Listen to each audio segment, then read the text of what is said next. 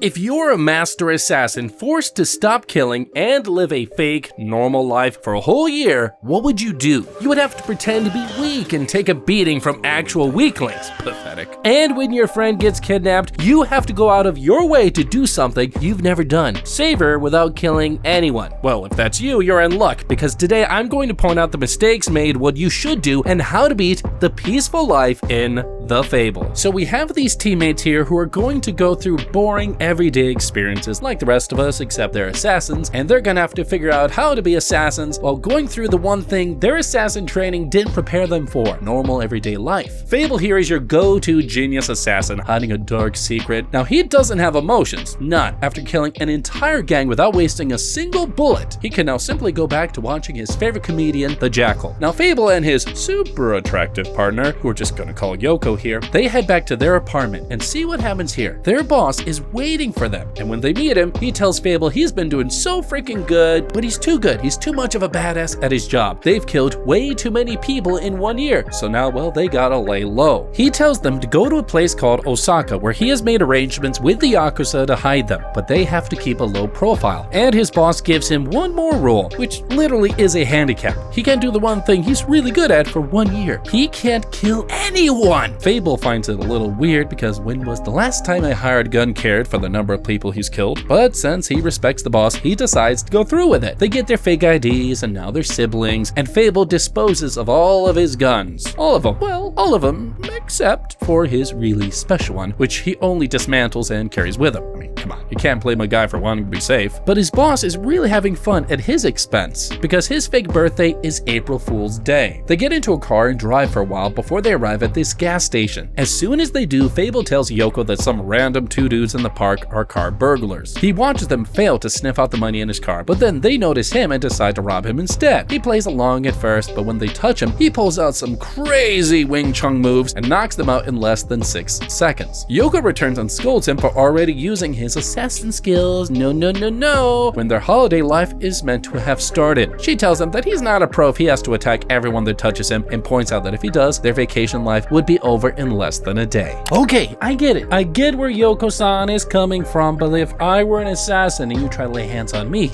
I would react the same way our boy just did. Like, I mean, come on, let's not be too hard on him. That said, everyone knows, I mean, check it out, look right here. Everyone knows there's going to be a catch if you're told to let your trained skills lie dormant. Don't use them. That's a little suspicious. If I were in his shoes, I would have already started playing the part by avoiding them in the first place. How? It's easy. Fable is a trained specialist. He can take out pretty much anybody. He's basically the anime version of the Equalizer and John Wick rolled into one in anime form. He's quite competent. He's able to take out anybody in less than 6 seconds. But this means he needs less time for untrained folks, like these two wimpy amateurs. Like, please, this is laughable. He probably was dying in his head. This has to be so funny to him because there is no need for him to let them know he was watching them. As a trained killer, he's already shown that he knows how to observe his environment. I mean, look right here. He knows what to do. I would have observed them from a safe distance. That's what I would have done. This way, they don't have to know that anybody is watching them. And of course, look, if they don't know I'm watching them, then they have no reason to approach me. And if they don't approach me, I won't be forced to reflexively defend myself by giving them a butt whooping. There, problem solved. Super easy, you're welcome. Fable realizes that living a normal life may be harder than he thought, but he's determined to give it a go. He flips a switch in his head and mysteriously changes the way he talks to suit the Yakuza style. Yoko's impressed, and she takes him shopping because she's the brains of their operation and she's the one that knows how to really blend in and look like a normal, average person. At night, the captain of the Yakuza, Takashi here, confronts the Yakuza boss because he doesn't think it's a good idea to harbor Fable. The boss tells him how much of a badass Fable is. He says all they have to do is give him somewhere to stay for a year. That's it. But when Fable and Yoko walk in, they are disappointed because Fable looks very much like an ordinary guy. I mean, there's a hint of danger about this guy. Well, that's only until Takashi asks him about how he would kill everyone in the room, and our boy quickly points out that both the boss and Takashi have guns on them and proves that while he may not look it, he's the real deal. Of course, they make a mental note to never judge a book by its cover ever again. They give him their rule for living in their apartment, and basically it's if he messes around, they won't clean up after him. Now we all know that they would come begging him for help at some point, right? Well, anyway, Takashi and his driver that we'll call Black Hair Kun drive them to their house. Black Hair Kun is already tripping for dear old Yoko-chan and he has no idea that this kitty has fangs. When they arrive, Takashi shows them around and takes them to their separate rooms before warning them never to touch his baby, his car. Takashi decides to test Fable to see if his skills are the real deal. He asks him to find and shoot the security camera within 2 seconds. Fable shoots on the wall and Yoko scolds him for missing. But when Takashi gets back into his car, Black-Hair-kun tells him that the secret camera in the wall is no longer working. Our boy shot a hidden camera in less than 2 seconds. Takashi tasks Black-Hair-kun with spying on the siblings. But Fable takes his time to remove every secret hidden camera in his room. Takashi says the reason he wants to watch the siblings is because he wants to chase them away from his town as soon as possible. He's not as kind as the boss of the Yakuza, and he thinks they're going to be nothing but trouble. Black-Hair-kun follows the siblings to a bar and calls some thugs to rough them up. Meanwhile, Yoko is trying to teach Fable how to be normal and, get a hobby, because he's so used to killing things that he doesn't know how to do anything else. But Yoko says if he doesn't spend his vacation well, she's going to use hers to find love. Ah yes, the sweet scent of l'amor. Anyways, the brutes show up and one of them is a Muay Thai kickboxing champion. They stop Yoko and Fable as they come out of the bar, but Fable tells Yoko to go home because if she's with him, he will kill their attackers. As soon as she leaves, Fable shows why he's a pro. He acts as if they'd beaten the living crap out of him and even pretends to cry. Points for acting. The guys get tired and leave him alone. Then this hot chick from near his house stops by when she sees him crying and gives him her handkerchief. But as soon as the guy leaves, he stands up and proves why he was only acting. Well, I guess we can say everybody expected that to turn out the way it did. I mean, Fable handled it like a pro. I mean, maybe he didn't need to get beaten up so much while acting as if he were like, oh, Fable. If I were him, here's what I would do. Now, as you figured out, there was no need to act tough in front of them by telling Yoko to leave, because he would be fine. All that bravery, total BS, not needed. You don't need to do it. Honestly, because it set like a counter mood for the whole thing he intended to do. Everybody knows human beings are psychological creatures. I am, you are, everybody is. By acting out the psychology of confidence, Fable reinforced that he was ready to be attacked and increased the mental courage to deal with him. Human beings are social, they want acceptance, and that would have been my main weapon. As soon as things started to get a little hairy, I would have told Yoko to prostrate with me and start begging for our lives. Please, please. I exaggerate, but you get the idea. We're gonna beg as loud as possible so that passersby would join us in begging for our dear lives. People would feel bad for us, because the easiest way to break the bystander effect is to touch a bystander emotionally, and Yoko clearly has got her charm stat maxed out. Like, she is killer on the charm factor. She can get any guy in the Fable world on her side. So once we start begging, Yoko would do her thing, grab a man, talk to him a little bit, do something, manipulate him as she likes to do to all men. Once Yoko and I beg with a couple of strangers gathering to assist, these ruffians wouldn't have the courage to go on with their attack because it's like too public, it's too loud, they're drawing too much attention. They don't want the cops to come raining down on them. You see? Sounds dumb, but it's actually smart. And then I wouldn't even have to bleed at all. I could have kept my shirt clean. I'm a genius. Takashi goes round the two with some new bullets he got and shoots nothing in particular. And his new driver is a little concerned, but he tells him to shut up and drive like a good little chauffeur that he is. Fable's boss finally reaches out to him and randomly asks him to get a pet. So he heads down to the pet store with dear old Yoko-chan. But while they are there, he notices this guy from last night's hustle tailing him. So he takes him for a tour around the store. Outside, Black-Hair-kun and the other ruffian is waiting. But when the guy tailing him gets outside, our boy Fable he's gone. Suddenly he pops up out of nowhere, and that's when the chase begins. He runs just slow enough for the kickboxer to stay on his tail and keeps pretending that he's exhausted, he's tired, while running away from him. But he's really just having the time of his life. He runs around the city with the kickboxer and then suddenly jumps off of a bridge just like you would in Ninja Gaiden and rolls on the floor and bolts off again. After losing them, Fable casually returns to the pet store to pick up his pet bird, a parrot that reminds him of the honk of his favorite gun. How sentimental. Yoko gets a hamster and they head home. The poor hired thugs report back to Black-Hair-kun that Fable is a beast and has crazy stamina, but he finds it a little hard to believe when they tell him how high Fable jumped from. Later, Takashi sets poor Black-Hair-kun up by asking him to go on a date with Yoko. Black-Hair-kun is so happy. He has no idea the nightmare he's gotten himself into, so he takes his time to research into what Yoko likes, and since he is the stalker watching her cameras, he starts researching into the types of hamsters. Yeah, he's a little crazy. Takashi shows up uninvited at Fable's quarters and tells Fable to join him for dinner later in the evening. Black-Hair-kun finally turns up at Yoko's house, and you can already tell that He's doomed. They head out together, but Yoko is not impressed by his car or the weird smell. Ugh. Meanwhile, Takashi also takes Fable out, but he tells him that they're going out because he doesn't believe all the rumors he's heard about Fable. He takes him to a creepy warehouse and asks him to kill a pro wrestling criminal in under 6 seconds. If he fails to do it, Takashi won't let him live in the town anymore. The pro wrestling dude is super bummed out because Fable looks very weak. But Fable turns on his assassin switch in his head and the man is on the floor in less than 6 seconds. Takashi is so impressed by what he saw that he literally looks like he's about to poop his pants really quick. Fable was way too smooth with the kill, but our boy also plays by the rules his boss gave him. He doesn't kill the guy, and Takashi does the dumbest thing that anyone can think of. He pulls out his gun and orders Fable to finish the guy off. I mean, he must really not want his life anymore. You just saw this guy take out a man twice his size in under 4 seconds and you think you're just gonna threaten him? Really?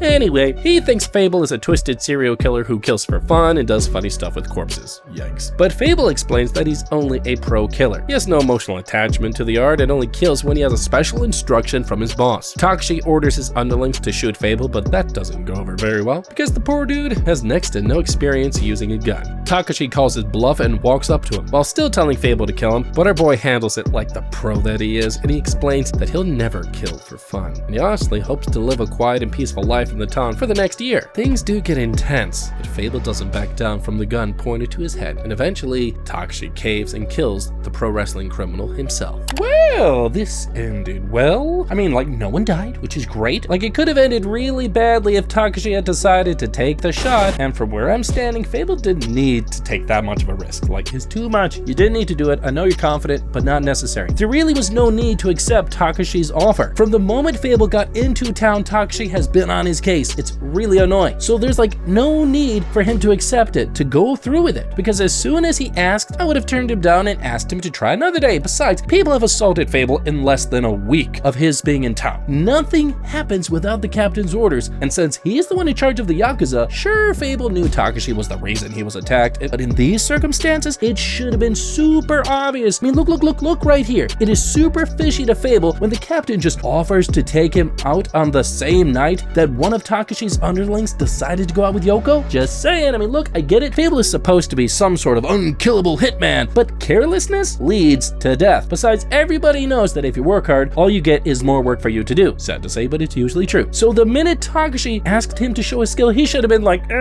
fake Fable, you know, turned on the fake Fable, maybe still show some skill, but not show a lot of skill. Don't wow the guy. Make him just be like, oh yeah, I don't actually want to work with this guy. And then he'll leave him alone. Isn't that a thought? Anyway, the poor underling finally snaps out of it and introduces himself to Fable. His name is Kuro, but Takashi tells him that everything he has seen in the warehouse must remain a top secret. They leave the cleanup to Kuro, but Kuro looks like he's seen his idol. He bows his head and greets Fable again. Takashi and Fable grab some meat together, but when Takashi asks Fable why he didn't remove the camera in Yoko's room, he tells him that he left them for her safety, because the Yakuza will always be watching and protecting her. Smart. Takashi advises Fable to get a job if he wants to enjoy his time in peace. Meanwhile, Yoko and Blackhair-kun head to a bar. Blackhair's already thinking of the many things he wants to do with Yoko-san after she gets really drunk. After 13 shots of tequila, it's poor Blackhair-kun that is now absolutely drunk. And Yoko looks like she's having the time of her life. Instead of grabbing a slice of lemon, he grabs a phone and starts sucking on it. But get this, it makes Yoko-san rather happy. Contrary to the calm and friendly girl we've been seeing, Yoko is secretly a twisted psycho that loves making men drunk and using them for her amusement. Blackhair-kun goes to barf at the bathroom, and she goes to watch him and encourage him. Later, she takes him home and toys with him some more before he finally passes out while she spends the night laughing. Seriously guys, learn a lesson from our poor Blackhair-kun over here. Of course, Kuro snitched on Takashi to the boss of the Yakuza, and this boss explains to him that Fable isn't the only Fable in his association, and warns him to use his brain a little bit next time if he wants to pull off a crazy stunt. The boss reminds Takashi to make sure that his younger brother Kojima doesn't cause any trouble when he gets out of prison, and Blackhair wakes up purple and bruised all over his face, but he thanks Yoko for her hospitality and leaves. In the office, Takashi tells Blackhair that they're done watching the siblings, and Kuro, as expected, doesn't take Takashi's advice, and instead he starts snooping around for more info on Fable. Blackhair-kun takes him to the bridge Fable jumped from, and he looks as surprised as a 2-year-old with a new toy. And you know what else 2-year-olds do? They imitate everything they see. So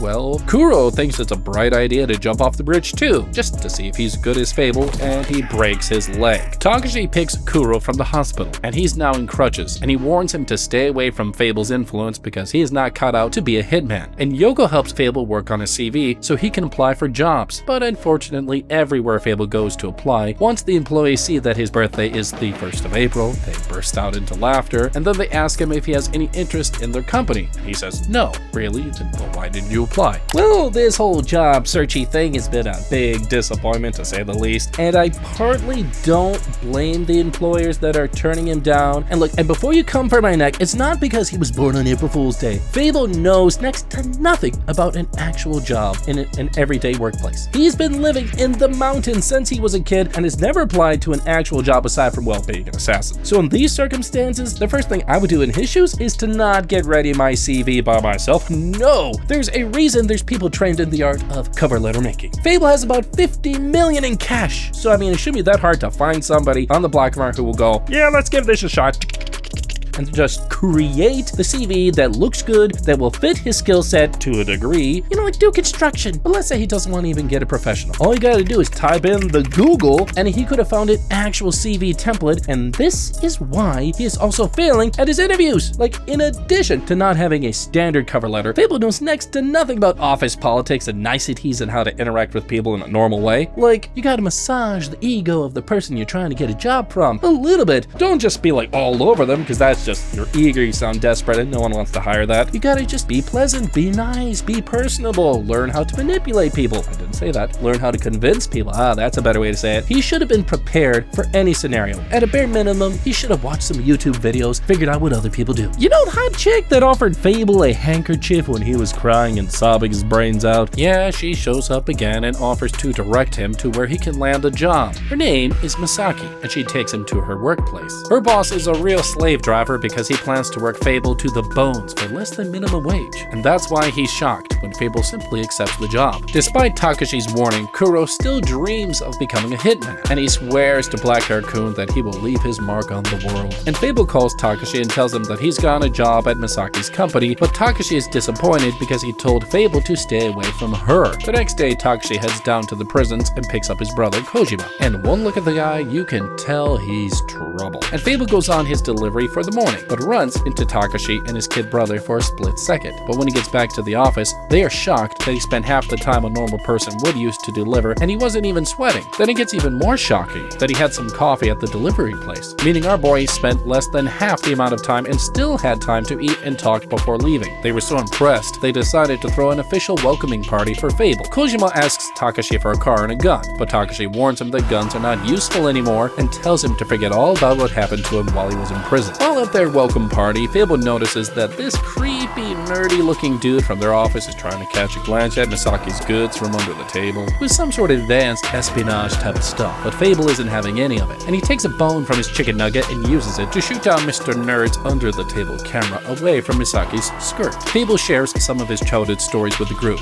You know, the good stuff like how he was left alone on a mountain while he was still very young, and how he learned to eat wild mushrooms. Ah yes, good times, good times. Nerd here offers to walk Misaki to her next job. We all know he's up to no good. While helping her carry her bag, he steals her house keys. He drops her off at her second workplace and heads off to her house. But Fable and his new employer head off to a bar to get some more drinks, and that's when Kuro walks in. At first, he's really loud and annoying, but once he sees Fable, he corrects his behavior and even punches his poor innocent underlings for doing nothing, really. And he thinks of how to get close to Fable, so he randomly starts spitting facts about himself, about how fast he is, how high he can jump, and of course, Fable has no idea he's even talking to him. And eventually, Kuro offers to pay for Fable and his employer's food just to get his attention. Back to Nerd-kun though, he arrives at Misaki's house and goes on to do a lot of weird stuff with her undies, if you get what I mean. He finds some pictures of when Misaki was into modeling and takes as many pictures as he can. Misaki gets home and realizes that her keys are missing, and she calls Fable, and because he's pretending to be a normal guy, he decides to not use his skills to open her door lock, and instead he calls Yoko and allows her to stay with Yoko instead. Nerd guy does some research and finds some old lewd photos of Misaki on the net, and his year is now perfect.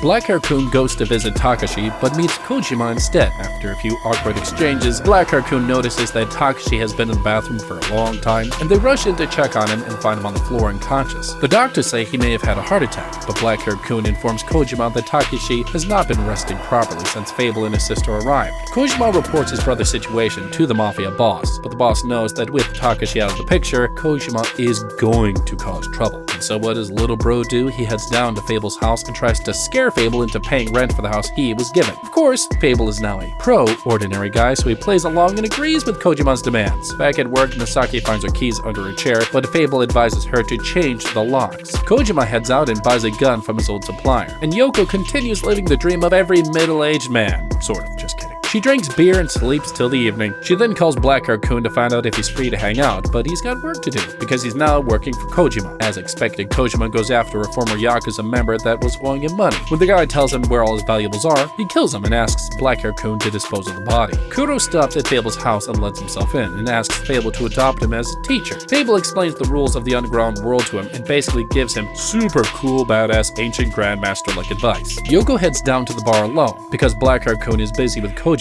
and as soon as she arrives, she finds her next target. This random dude, let's call him Playboy. Playboy shows up and tries to smooth talk his way to Yoko, but he doesn't realize he's the one who's fallen into the trap as well, and Yoko signals the bartender not to give her away because he saw her treat Black-haired Kun. Fortunately, the bartender's a really cool dude, so he decides to play along. Yoko fully assesses poor unfortunate Playboy Kun and decides all the ways she's going to punish him for playing with other girls' hearts. Yeah, none of the plans she has are good for this dude. Yoko takes his number because she doesn't want to lay out all her cards on their first meeting, but she promises to spend 3 months of her vacation making his life useless. Kojima goes to visit Takashi in the hospital and tells him of his plan to create a call girl service business, but Takashi tells him not to do it, and sadly though, Takashi is stuck in the hospital and there's no way anyone else is going to be able to make sure Kojima doesn't do it, so he goes ahead anyway. As soon as he leaves the hospital, he informs Kuro that he wants to start a call girl business and asks him to find some women for him. Kuro points out the obvious that there's already one call girl business under their Yakuza. It's being run by their superior named Tsunagawa, but Kojima explains it away and tells him it'll be fine. Kuro thinks for a while and then suggests Misaki because she was into semi-nude modeling in the past and she needs the money. Tsunagawa goes to check on his colleague, and that's when he realizes that he's missing. Turns out it's the same person Kojima just killed.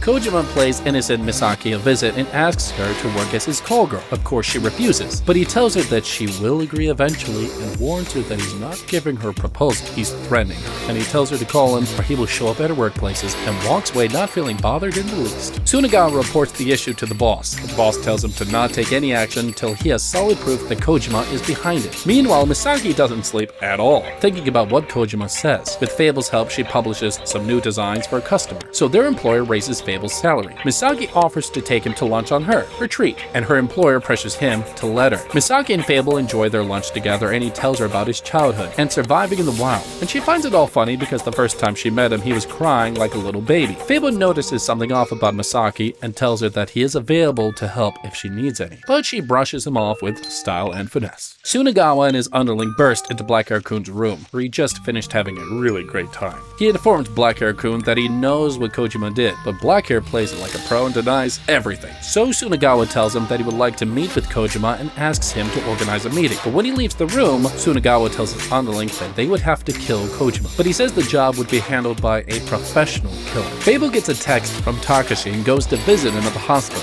but he enters like a shinobi in the night and almost gives Takashi a heart attack. He asks Fable to help him check up on what Kojima has been up to and promises to pay him back in a good way sometime during his one-year stay. Fable takes him up on the offer and slips into Kojima's house while he's out. He investigates and finds the blood marks from the killing incident. After reporting, Fable tells Takashi not to send him on such an errand again because he wants to live a peaceful life. In other news, Misaki gets ready to go to work, but before she can go, she gets a call from a friend not to bother coming to work because their boss was attacked and has been taken to the hospital. And she knows it is Kojima's doing, and of course she starts considering whether it would be best to just work with him and save everyone the stress. She calls him, but he tells her to not panic yet because the worst is yet to come. I know, he's twisted. Fable gets home and gets into his bathtub, but Takashi shows up and invites him for another chat, and he begs him to do one more task for him. And Takashi tells Fable to investigate what Kojima is doing because he doesn't want Kojima to die. He even offers Fable his darling car. Because Fable is a nice guy, and a bro is asking a bro for help, Fable honors the bro code and decides to do what he can. Meanwhile, Tsunagawa and his underling cut a deal with a pro to attack Kojima. Narrated sneaks into Misaki's house, and that's how we learn that this creepy bad dude installed cameras all over Misaki's house. He's been watching her all along. Talk about creepy. Misaki heads over to Yoko's room, and they share some wine and talk about girly stuff. You know, like what work Yoko does and Misaki's life dreams. And Fable drives out in Takashi's precious car, but he has no idea that his employer has been attacked by thugs because Kojima is trying to get Misaki's attention. Fable heads down to Takashi's house and secures Takashi's precious gun. Before installing the 6 security cameras he removed from his room inside Takashi's house, Takashi wants to know what Kojima is up to because he knows that Kojima's life will soon be in danger. While Fable is working, Kojima arrives in Takashi's house and Fable has to slip out of the window. But luckily Sunagawa calls before Kojima can fully inspect the house, so Fable uses the opportunity to get away. Okay, look, I'm thrilled nothing serious happened, but this could have gone sideways so easily, and that's because, my weebs, Fable is getting rusty. Here's what I mean. Fable has taken too many things for granted. His most recent missions, yeah, he's a great assassin and he kills people super well. Great spy, good hitman. But he isn't putting in enough research into the targets he's going after. In this case, if Sunagawa didn't call at the exact time he did and distract Kojima, then Fable would have been toast. He would have had to fight with him, he probably would have killed him, and then it's like,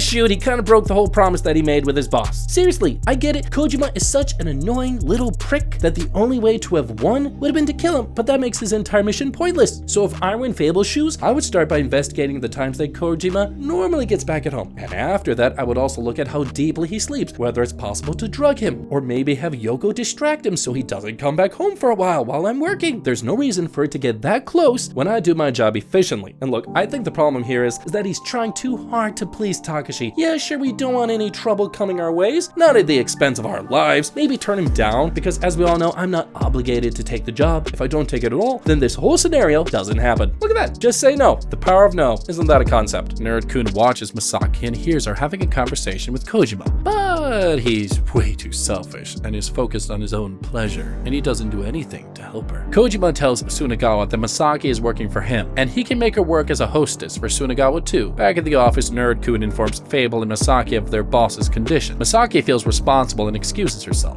After she leaves, Fable confronts Narrated and asks for all the videos he has on Misaki because he wants to help her. But Narrated, being the self-centered piece of crap, warns Fable that she is dealing with the Yakuza. In a hotel, the assassin hired by Sunagawa gets ready for his operation, but he tells this middleman that he has heard of a strange group called Fable, and if Fable is involved with Kojima, he wants to meet him and kill him. Misaki calls Kojima and finally agrees to his business deal, and while they prepare the terms of their contract, Fable gets to work preparing for his first self-appointed mission, a mission to rescue Misaki Chuan. He puts together a new muzzle for his gun, and even asks Yoko for help. Meanwhile, Kojima drops Misaki off and tells her to get ready for their first business deal the next night. Yoko invites Black Hair Kun over to her house and gives him a wristwatch, and he notices that it has scratches, but when he points it out, he says, don't worry about it. And she uses her charm to make him wear it, and once he leaves, she tells Fable that she's done her part. There's a GPS tracker on the wristwatch, and Fable tells her the mission is going to be very hard because it is his first rescue mission, but because Takashi asked him man to man, he can't just turn him down, and he can't kill anyone, so he's gonna have to take the effort to make fake bullets for his new handmade gun. While Fable and Yoko plan their rescue mission, Kojima and Black Hair Kun plan how to deal with their Sunagawa and how he's gonna go down. Kojima gives Black Hair Kun a prototype gun. Misaki calls Fable and asks him to take an excuse for her at the office, but instead, Fable assures her that she will be back in time to get a gift from him, and she has no idea that our boy is about to pull a Mara on her blackmailers. Fable's employer returns to work the next day, and Fable gives him the rundown of Misaki's request. In a safe house downtown, Sunagawa discusses with his hitman, and they plan to get rid of Kojima once the discussions are over. The hitman gives Sunagawa his mosquito frequency pen and tells him to click it once he's done talking with Kojima, and as soon as he does, Kojima will be dead in 5 seconds, and that's already challenging the Fable record. Kojima calls Misaki and tells her to join him in his car. She picks out this really nice outfit and gets ready for her, well, depressing, sad, horrible life that she was forced into, but Fable has something to say about that. And Yoko made him some sort of special bomb-looking ball things, and he packs his load for the mission and heads out with Yoko as his driver. Fable's real boss, the one that gave him the holiday, shows up like a true assassin in Takashi's room and warns him to never go near Fable again. Think of him as Fable's guardian angel, or, well, maybe the Jiraiya to Fable's Naruto, but you get the idea. Sunagawa's minion searches Kojima's crew for weapons, and just as they get ready to head to the meeting room, Sunagawa tells one of his boys to inspect the merchandise. paradise. So he takes Misaki elsewhere. Of course, what none of them realize is that Fable has tracked them using the watch Yoko gave Black Hair Kun. He finds the place where the deal is about to go down and gets ready to spring into action. Meanwhile, this annoying dude tries to force Misaki to play the role, but as expected, she is reluctant, and Mr. Annoying Dude tries to force himself on Misaki, but as she screams, her knight in pitch black clothing slips into the room, flips the switch in his head, and pulls out a Wing Chun move, and in a split second, the guy passes out on the floor. After confirming that Kojima killed his agent, Tsunagawa presses the mosquito frequency pen. His hitman comes out and targets Kojima through the window, but our boy Fable is there like a guardian angel of death, and he's in the same line as Tsunagawa's hitman. And just like Itachi playing with kunais, his bullet hits the other hitman's bullets and changes their trajectory. And Fable's boss finally opens up to Takashi that the reason he sent Fable to his town to live a quiet life is because he wants to see if Fable can become a normal person. If he can, then he wants to cut him off from the hitman business completely. But Takashi's interference is disturbing his plans, and he eventually lets him off with a warning and vanishes without a trace, like he's never been there in the first place. This dude might actually be more cool than Fable, which I can't even imagine I just said that. Fable faces show up just before the fake hitman's assistant can finish off this pro kickboxer here. He promises not to kill the assistant, but then he goes on to show up one of the most 1,000 plus aura moments in the show. He continues a casual conversation with the pro kickboxer while whooping this guy's butt. It's amazing, and when he's done, he's surprised by how weak the guy is. So he even starts wondering whether they're in the same line of work. But Kojima has figured out that there's a hitman after his life. He grabs his gun and starts shooting at Tsunagawa. Anyway, Fable says he isn't going to play hide and seek with a third-rate nobody, so yeah, he casually throws down this smoke bomb that Yoko made for him, and when everyone is covered in smoke, he jumps down to the floor where the hitman is. And as badass as he is, Fable uses his toy gun to disarm the fake hitman. Then, in one of the wildest twists, he completely ignores the hitman and walks towards where Kojima is. He shoots through the wall and knocks Kojima out before turning off the mosquito emitter. Then he grabs Kojima and casually walks out like the boss that he is, and he regroups with Yoko, and they take Kojima back to the house. Meanwhile, the pro kickboxer takes Misaki back to her house on Fable's orders and promises to help her if she ever gets into a similar situation again. While going home, Fable complains to Yoko that it's difficult to save someone without killing other people, but while he's complaining, we've all seen how much of a badass he is, because he's quite literally just achieved the very feat while maintaining a 100% aura. Anyway, until next time.